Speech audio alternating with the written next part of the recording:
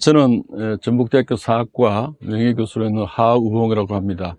오늘 주제는 조선시대 통신사행에 의한 문화교류 활동을 주로 말씀드리겠습니다. 지난 시간에 했던 조선시대 통신사에 이어서 나오는 내용이라고 봐도 좋을 것 같습니다. 통신사행원들은 처음에는 이제 임진왜란이 끝나고 난 이후에 여러 가지 정치적 현안들을 해결하기 위해서 파견한 그런 일본 국왕사절단인데요. 근데 이제 동아시아의 어떤 국제 정세가 17세기 한 중반이 되게 되면 명나라하고 청나라가 교체가 되게 되죠.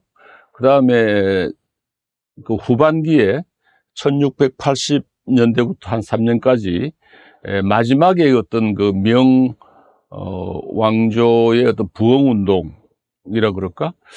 그의 마지막 대륙에서의 마지막 활동은 오삼계에 의한 3번의 난이라고 있죠. 그게 최종적으로 1684년 3년에 진압이 되게 되고, 나머지 또 잔존 세력들은 이제 대만에 건너가가지고 활동을 이어갑니다만은, 대륙에서는 일단 1680년대 초반에 이제 완전히 명나라 부흥운동이 진압이 되게 되고, 청에 의한 이제 확고한 통치 체제가 안정이 됩니다.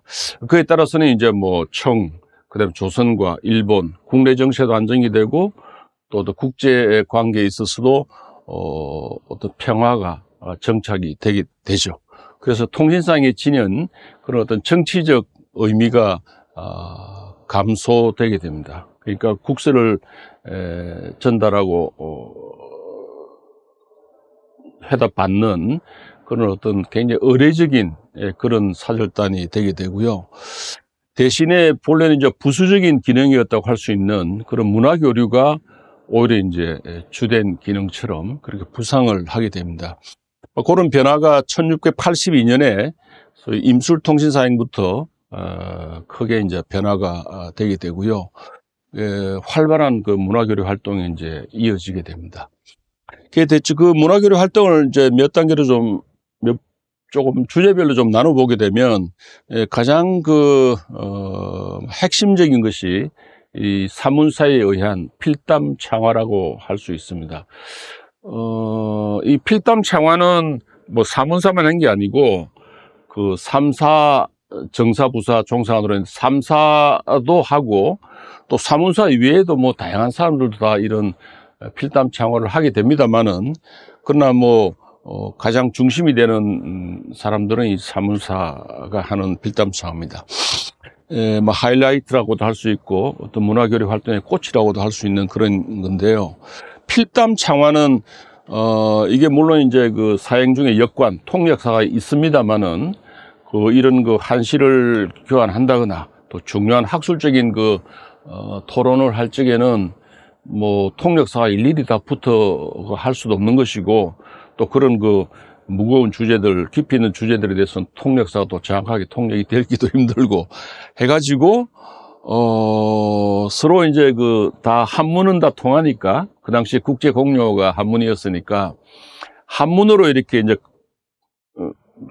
글씨를 써가지고 주고, 또 거기에 대해서 이제 글씨로 회답을 받는, 붓글로서 붓으로 이야기를 나눈다 해서 그걸 이제 필담이라 그래요. 그런데 우리나라 사행들이 중국 갈 적에도 그렇고, 또, 일본 가서도 그렇고, 중국에는 이제 수십 개국에서 사절단이 와가지고, 북경에 회동관이라고, 혹은 대동관이라고 그래도 옥류관도 있고, 하여튼 사절단들끼리 모여서 머무는 그런 시설이 있는데, 각 나라마다 중국하고도 할 적에도 필담 창화를 하고요. 또 외국 사신들끼리 예를 들면 한국하고 베트남, 한국하고 유국, 한국, 태국 이렇게 할 적에도 다 필담으로 서로 대화를 나누었어요. 필담이라고 하는 것은 그 당시는 굉장히 일반화된 것이고요. 그 다음에 이 시문을 교환한다고 하는 것은, 동아시아에 있어서는 굉장히 오래된 고대부터 쭉 이어져 내려온 어떤 전통이었어요. 서로가 이제 시문을 이렇게 나누는, 시문을 가지고 나중에는 좀 경쟁도 하게 되죠. 그래서 우리 경주에 가면 포석정이라는 데가 있고, 그 포석정에 그 유래가 된 중국의 그 남북조 시대 때 왕이지의 난정집, 난정서가 유명합니다만은 그 난정이라는 곳에서 이제 중국의 시 묵객들이 모여가지고 그 흐르는 물에 잔을 띄워놓고 말이죠. 그래서 시를 지으면 그 사람이 술을 한 잔 마시고 다시 돌리는 유상국수라 그러죠. 흐르는 물에 술잔을 띄워가지고 한다. 포석정도 그래 되어 있죠. 이제 그때부터 이제 그 시문을 지으면서 이게 주고받는, 그러니까 되게 이제 요즘 뭐 젊은 애들 할 때 라임 어쩌고 하는데, 그 라임이란 게 그 옛날 한시에서 운을 띄운다 그래요, 운. 그러니까 실은 절기 같으면 기성전결 1, 2, 3, 4 사수 있는데 1, 2, 4에다가 예를 들어 구름 문자를 집어넣는다. 무슨 그런 글자를 하나 넣어가지고 시를 지어요. 그 운자를 넣어가지고, 요즘 말하면 라임을 넣어가지고 짓는단 말이죠. 그러면 그걸 받아가지고, 그 운자를 받아가지고 내가 이제, 답시를 짓는 거예요. 그래서 내가 처음에 띄우는 시를 창시라 그러고, 그 운을 받아가지고 내가 답시를 보내는 걸 화시라 그래요, 화시. 그래서 이제 주고받는 걸, 창화라 그래요. 내가 시를 먼저 운자를 띄우고, 그 운자를 받아가지고 상대방 회답하고, 그 주고받는 걸 창화라 그럽니다. 혹은 창수라 그러기도 하고, 또 수작이라 그러기도 해요. 수작 부린다 하는 말이 거기서 나오는데, 그 수작이란 것이 지금 좀 안 좋은 뜻으로 좀 바뀌었습니다만, 본래는 그 시를 주고받으면서 술을 한 잔씩 주고받으니까 그게 수작이 된 거예요. 그것도 다 한시 창화하는 과정에서 나오는 그런 용어들인데, 그래서 그 외교관들이 모이면 서로 간에 시문을 이렇게 운자를 주고 그 회답을 하고 하는 것이 서로 간에 인사 비슷한, 또 조금 지나가면 그걸 빨리 회답을 해야 되잖아요. 그거를 이제 옛날 삼국지에도 나옵니다만은 이렇게 7발걸음 가기 전에 그 회답시를 탁 올리면 이제 시의 천재가 되는 거죠. 그래서 응구첩대, 상대방 입이 떨어지자마자 바로 그 대답이 나오는 그 회답시가, 화시가 나오는, 그걸 이제 아주 최고의 높은 경지라고 하는데, 이제 그런 식으로 하다 보니까 서로 간에 이제 그 시를 빨리 주고받느냐, 또 시의 품질이 격이 얼마나 높느냐에 따라서 그 나라의 어떤 문화 수준을 이렇게 나타내는 그게 하는 상징처럼 되니까, 이게 외교관 파견할 적에는 한 시를 빨리 짓고 잘 짓는 사람을 선발해가지고 보내는 거예요. 그 국제무대에 나가면 또 상대방 나라하고 이 한시를 빨리 주고받고 하는, 이게 굉장히 중요한 능력이에요. 그 나라의 어떤 문화적 역량을, 나타내주는 그런 상징처럼 돼가지고, 이 창화, 필담창수, 필담창화는 외교 모임에서는 반드시 곁들이는 그런 하나의 의례처럼 됐고요.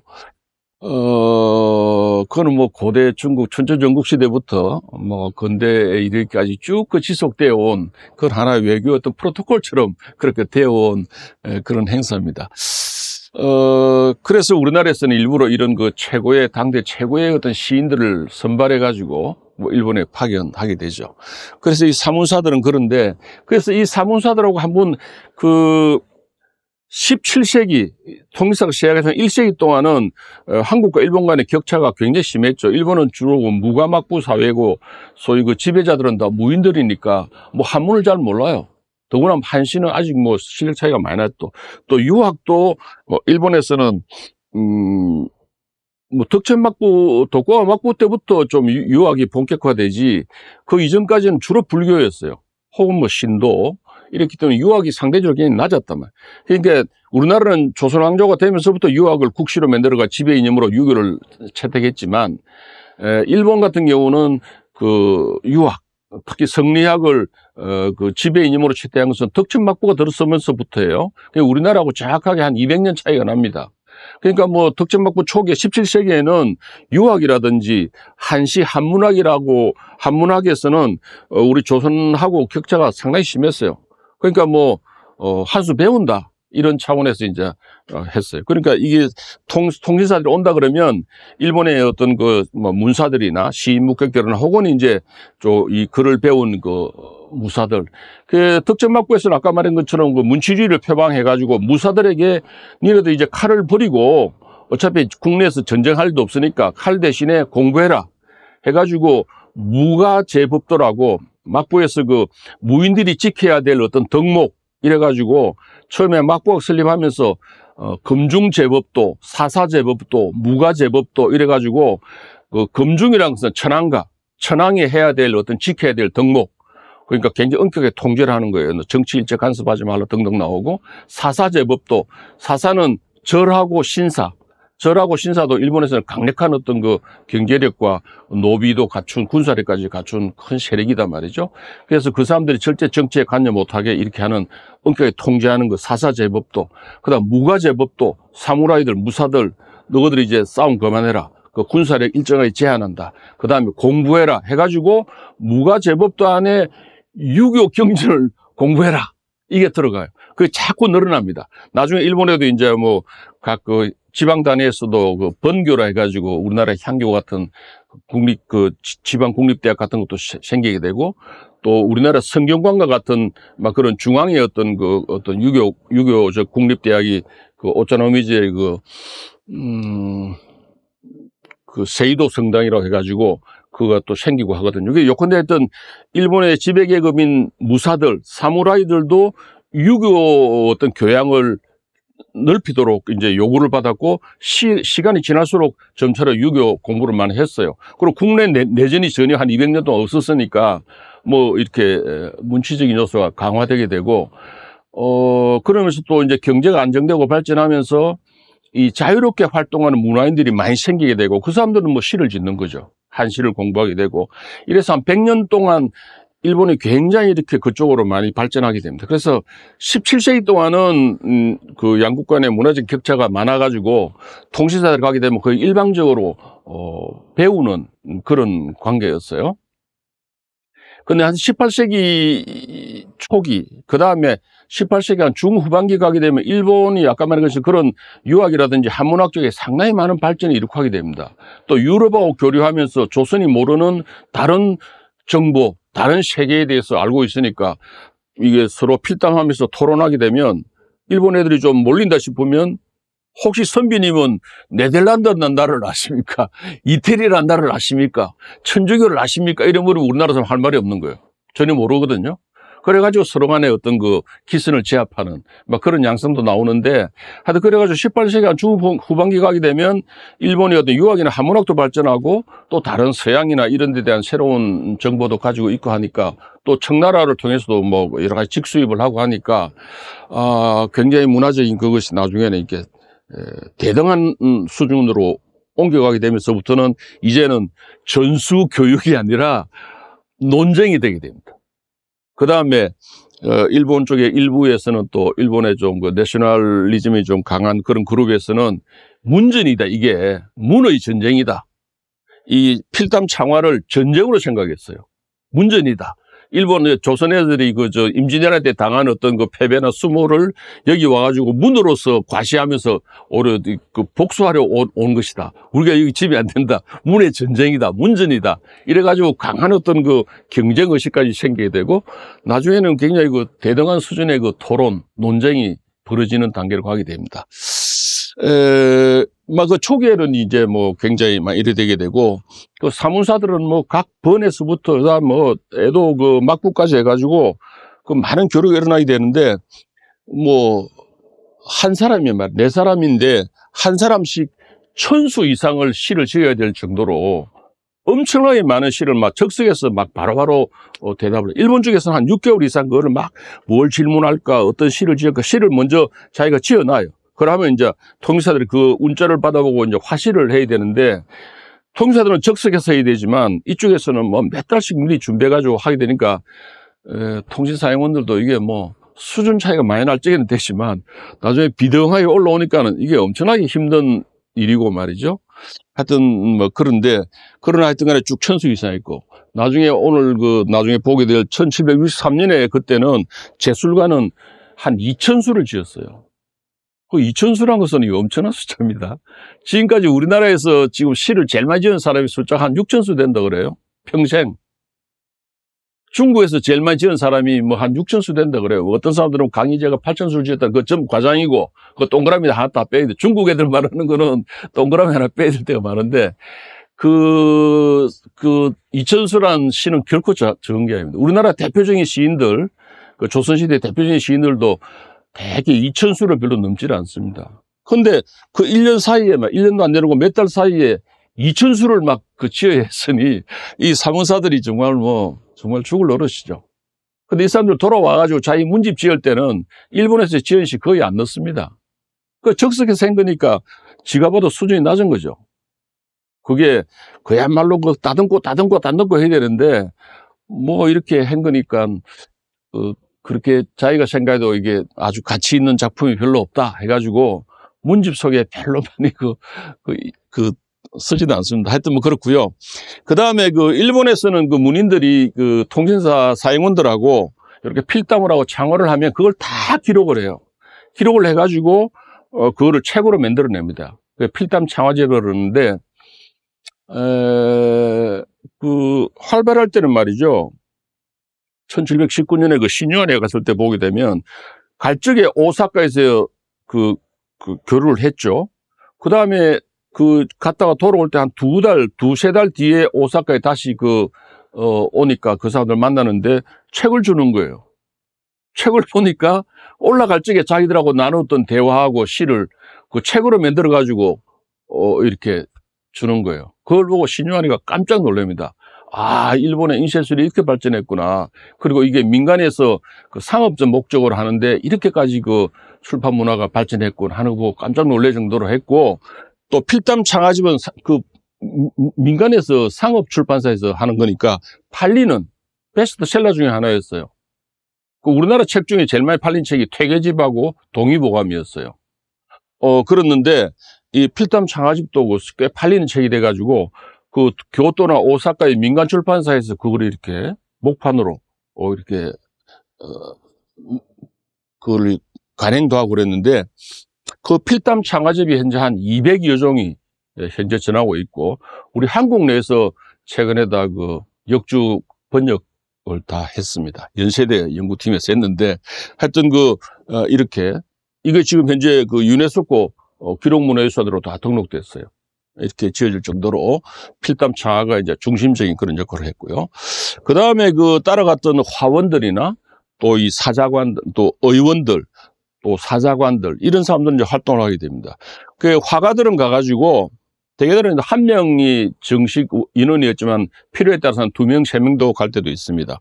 일본 지도를 많이 모사해와요. 저거는 이제 좀 금지되어 있기도 한데, 하여튼, 약간 편의를 하거나 혹은 허락을 받아가지고 일본 지도를 이제 모사한 곳이 몇 개 있고요. 그 다음에 가다가 보면 수차, 이렇게 양수기 돌리는 거, 그 다음에 배다리, 강을 건널 때 하는 배다리, 이런 것도 이제 아주 세밀하게 그런 걸 묘사해가 그림으로. 그 다음에 아까 이성린의 사로 성구대에서 보듯이 주요한 지역이나 명성지, 이런 것을 이제 그림으로 그려오기도 하고.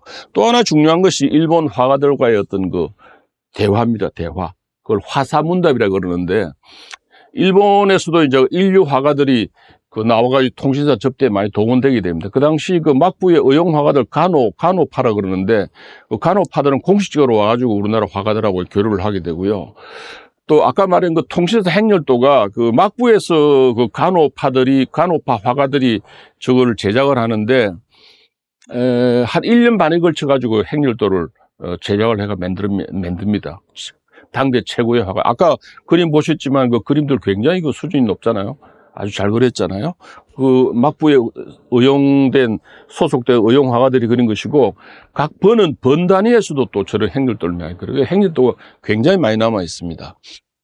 그 다음에 그런 화가들하고 그림에 대해서 혹은 화론, 거기에 대한 이론에 대해서 이제 서로 간에 문답을 주고받는 그런 내용들도 많이 있습니다.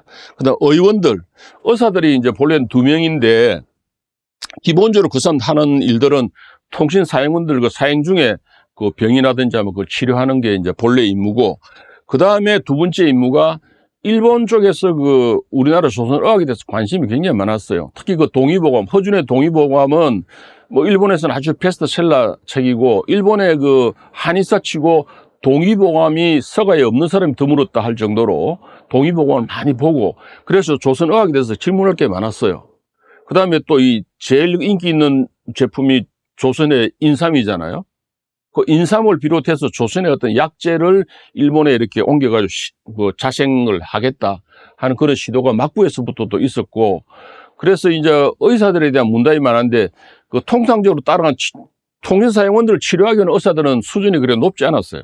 그 좀 그 의학에 대해서 높은 수준의 토론을 할 수 있는 사람을 좀 보내달라 해가지고 우리나라 궁중에 있는 내의원 중에 한 사람을 선발해가지고 그 사람은 양이라고 조을 양자 붙여가지고 그 양반은 이제 주로 치료보다는 일본 그 의사들하고 이렇게 토론을 주로 주된 임무로 하는 그 양이가 나중에 추가가 돼가지고 의원이 이제 세 사람이 파견되는데 그래서 이 의학에 관한 그 교류가 많이 있었어요. 그래서 그 사람들 간에 의사들끼리 나누는 그 필담집이 21종, 43책에 달합니다. 죽은 뭐 상당히 많은 분량이고 또 내용적으로도 굉장히 중요한 그런 이런 교류를 통해서 일본 의학 발전에 상당한 기여를 했다. 그 동의보 가면 말이죠. 덕천 막부의 그 8대 장군이 요시무네라고 우리나라로 치면 영조 비슷한 임금이 있는데 그 장군이 뭐 그 막부에서 그 동의보감을 역주를 붙여가지고 관각, 정정, 동의보감이라고 하는 책을 막부에서 간행하기도 하고 그러기도 합니다. 전반적으로 보게 되면 또 요 문화교류는 주로 이제 그 대마도에서부터 해가지고 쭉 그 연로에 그 통신사용원들이 통과하는 각 그 번 지역에서 그쪽에 자기 사람들이 돈을 대니까 돈을 재정 부담을 하니까 그 교류를 할 수 있는 그런 권한도 갖게 되겠죠. 그 번 단위에서 주로 진행되지만 그 막부 사용원들이 통과하지 않는 나머지 번들 그 연로에 관계없는 저런 뭐 동북쪽 지역이나 뭐 서북쪽 지역의 번들에서도 배우기 위해서 그 번에서 그 유관들을 유학자들이나 혹은 문인들을 파견합니다. 그쪽으로 또 좀 이렇게 양해를 구해가지고 뭐 오사카나 교토나 에도 같은 데는 뭐 워낙 그 많은 사람들이 몰리고 이제 막부에서 주관하니까 그 막부 주관에서는 뭐 자기들도 이제 이렇게 해가지고 각 번에서도 그 문화 협수를 하기 위해서 그 유관들이나 문인들을 파견해가지고 하게 됩니다. 그래서 이게 뭐 그 연로뿐만 아니라 다른 지역에서도 이렇게 그런 교류를 했다는 것이고 또 일반 민중들도 일반 막부의 관료라든지 뭐 유학자들이라든지 시인이라든지 의사라든지 막 이런 사람뿐만 아니라 일반 민중들도 굉장한 호기심을 가지고 일본 사람들이 본래 이제 그 새로운 거에 대한 호기심도 왕성한 데다가 외국인이 없어요. 외국인을 볼 수가 없어요. 중국 사람이나 저 유럽 네덜란드 사람은 저 나가사키라고 혼슈에서는 도저히 갈 수 없는 그런 저 시골 남쪽에 있던 조그만 항구에서만 그 딱 가둬놨어요. 그 벗어나지도 못하게 또 네덜란드 같은 경우는 고립된 성을 만들어가지고 그 섬에서도 못 나오게 할 정도로 차단되어 있습니다. 그러니까 일본 혼슈에서 볼 수 있는 외국인이란 게 조선인하고 유구 두 그릇뿐이에요. 유구도 무슨 뭐 에도 시대 때 18번밖에 안 오고 통신사도 뭐 12번밖에 안 오니까 이게 자기 일생에 외국인을 볼 기회가 한 번 있을까 말까 한 거예요. 그러니까 이 외국인에 대한 그 관심이 호기심이 굉장히 많습니다. 그다음 이 사람들이 와가지고 근황 있는 것도 아니고 굉장히 문화적으로 선진 문화를 이렇게 막 알려주고 새로운 어떤 문화라든지 정보나 이런 걸 학술이나 이런 걸 알려주니까 일반 민중들도 굉장히 호기심이 많아요. 아까 그 통신사 행렬도에 나오는 그 구경하는 그 민중들의 모습이 아주 그 상세하게 묘사되어 있는데 거기 보게 되면 뭐 굉장히 다양한 사람들이 와가지고 굉장히 그 호기심에 찬 그 눈초리로 그거를 보고 하는 걸 알 수가 있고 그래서 지금도 그 통신사행들이 지나갔던 그 각 지역에는 통신사행원들이 남긴 뭐 글씨나 그림이라든지 또 무용 군악대 뭐 이런 것들 그런 문화적인 교류의 흔적들이 많이 남아 있고 또 일본의 지역 사회에서는 그걸 다 지자체 이 분권화되어 있는 지자체 활동 중에 그걸 되살리기 위해서 많이 노력도 하고 있고 그러기도 합니다.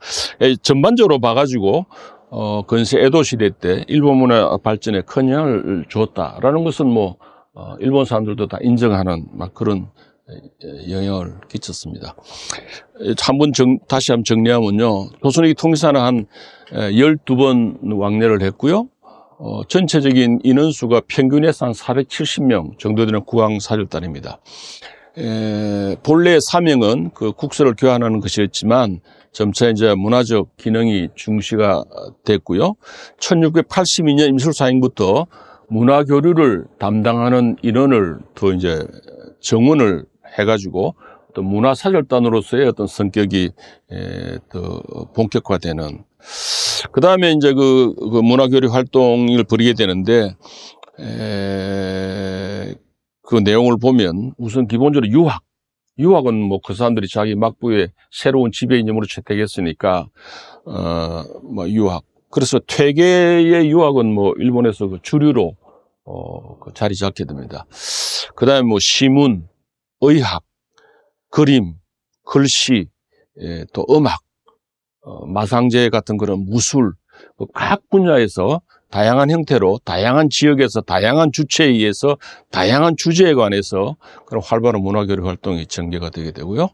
그 중에서도 가장 하이라이트로 할 수 있는 것은 그 필담 창화인데, 일본에서도 현재 한 200여 종의 필담 창화집이 간행이 되었습니다.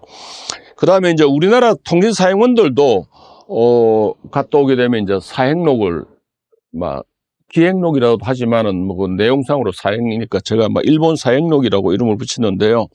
그게 현재로 서명, 그 책 이름이 전하는 게 한 70여 종이 이름이 전하는데 현재 그 많이 그 일실이 됐어요. 또 우리나라 조선시대 문집이라고 하는 것은 대개 보게 되면 그 필사본 형태로 되게 돼요. 그거를 개인이 쓴 어떤 문집을 그 간행하는 일은 굉장히 드물어요. 그러니까 조선시대 우리나라가 뭐 금속 발전은 세계 그 독일보다 200년 앞서가지고 가장 그 최선진국이었지만 이게 대중화되지 못해가지고 국가가 이제 하게 되는데 최고로 조선시대 최고로 많이 찍은 그 간행할 때 숫자가 대략 한 400권 정도라고 해요. 그 일본 같은 경우는 아까는 우리보다 인쇄 문화가 훨씬 늦게 시작했는데도 불구하고 그걸 민간 차원에서 이렇게 대답하고 출판 그런 게 좀 이렇게 상업화되고 상업 출판이 자유화되게 되니까 소위 말하는 그 베스트셀러라는 게 생겼어요.